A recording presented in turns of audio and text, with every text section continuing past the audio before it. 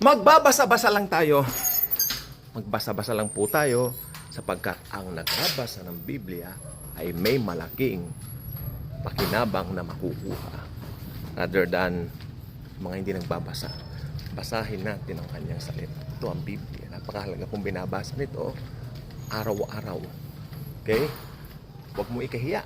Dalhin mo ang Biblia. Dalhin mo pag malaki mo na ikaw ay mananampalataya. Okay, let's read.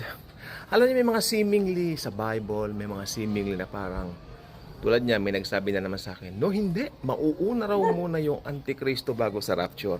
Okay, problema ng hindi nagbabasa. Yan ang problema ng babasa lang ng talata at hindi binabasa ang context. Let's read the context. Sabi nga ni Joseph Prince, context is king. Context is king. Hindi siya prince. Hindi lang po princess, no? Kundi ang konteksto po ay king.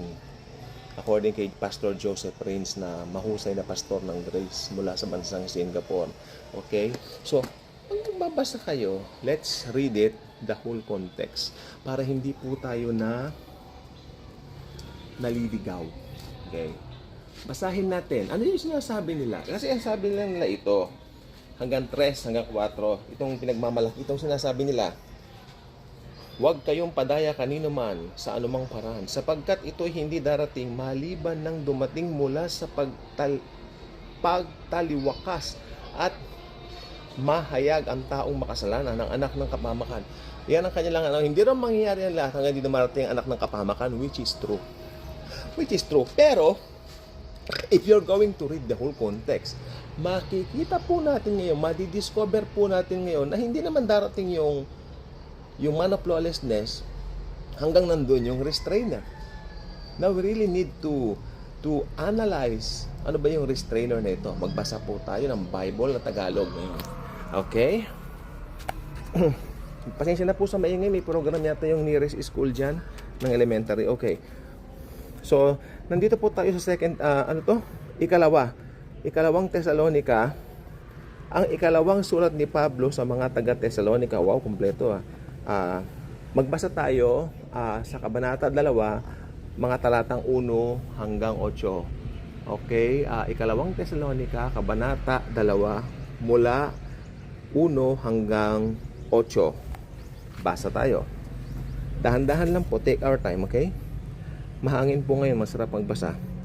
Ngayon, aming ipinamamanhik sa inyo, mga kapatid, tungkol sa pagparito ng ating Panginoong Hesukristo at sa ating pagkakatipon sa Kanya, upang wag kayong madaling makilos sa inyong pag-iisip, at huwag din naman kayong mabagabag, maging sa pamamagitan man ng Espiritu o sa pamamagitan ng salita o sa pamamagitan ng sulat na waring mula sa amin, na wari bagang nalalapit na ang kaarawan ng Panginoon.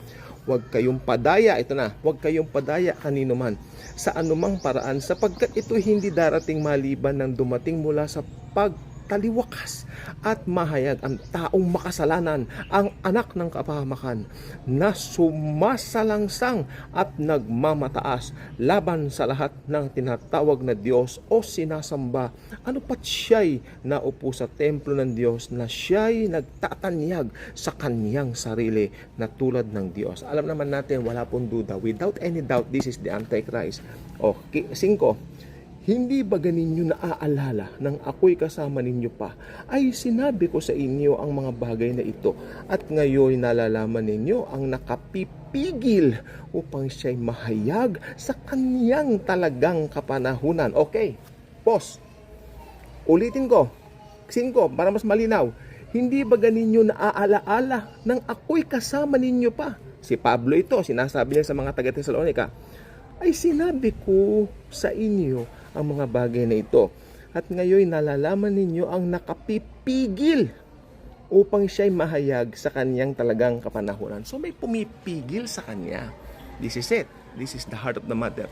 May pumipigil doon sa man of lawlessness na tinatawag ding Antikristo.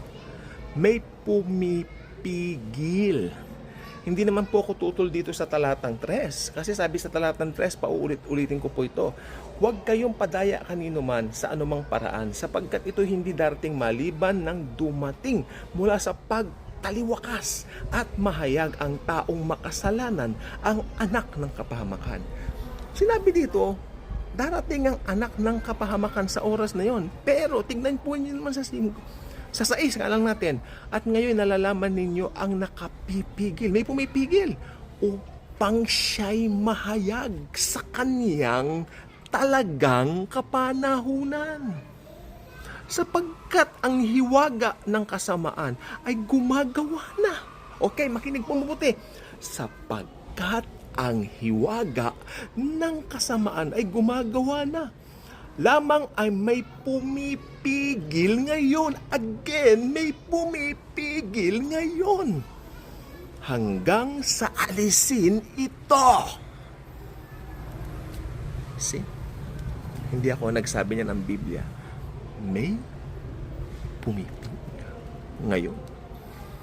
Until this thing will be removed. Until this one who is restraining, kaya nga restrainer will be taken up out of the way. Okay. At kung magkagayoy, mahahayag ang tampalasan, ang liwanag sa 8. At kung magkagayoy, mahahayag ang tampalasan na papatayin ng Panginoong Hesus ng hininga ng kanyang bibig at sa pamamagitan ng pagkahayag ng kanyang pagparito ay lilipulin. See? Papatayin ng Panginoong Hesus ng kanyang bibig. Alam ninyo, ang salin pong ito ay tinatawag na ang Biblia 1901. Napaka nire-revere yung mga Kristiyanong Pilipino na matatanda na o yung mga nauna pa sa atin na pumasa Panginoon na ginagalang ng husto ang salin na ito sapagkat ito ay very accurate, napakalapit sa KJV, ang King James Version, sapagkat ang King James Version naman ay napakalapit sa original na mga lengguwahe na ginamit ng isulat. Ang matandang tipan, ginamit wikang Hebreo. Nang isulat naman ang bagong tipan, ginamit wikang Griego.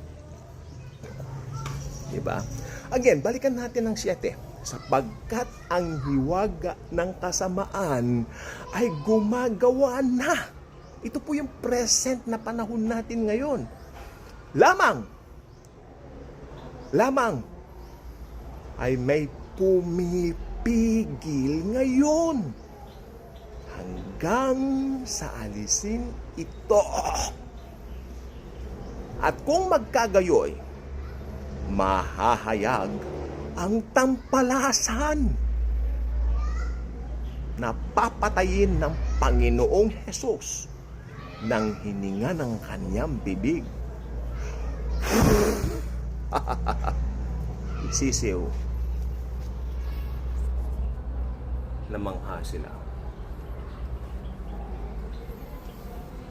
Bibigay ninyo yung talata, mauuna yung Antikristo kaysa sa rapture. Basahin natin ang buo ang Bible. Yes, naniniwala po ako, lalabas talaga ang son of perdition, the man of lawlessness, the Antichrist. Pero, bago siya lumitaw, aalisin muna ang restrainer. 9:05 na dito kasi ang TikTok ang bigay lang sa atin 10 minuto sa mga pagre-record ng video. Ang restrainer po ay ang mga Kristiyano. Ang Holy Spirit po kasi, Diyos, pangatlong persona ng Trinity. Kahit saan po nandiyan yan, everywhere yan. Pero ang mga Kristiyano po kasi, pag nandito pa po tayo yung restrainer Kasi pag nalantad na ang Antikristo ngayon, alam natin na siya yung Antikristo. Kaya sabihin natin, uy, Antikristo yan. Uy, Antikristo, sige nga, Antikristo yan. Madali nating mapipitik yan Kaya aalisin muna tayong mga born-again Christians dito dahil tayo po yung restrainer. At pag naalis na po tayo dito, lalabas na po siya. Anong tawag sa pag-alis sa atin dito? Pagdagit sa atin dito? Yan po ay ang the rapture of the church. Magandang umaga. God bless.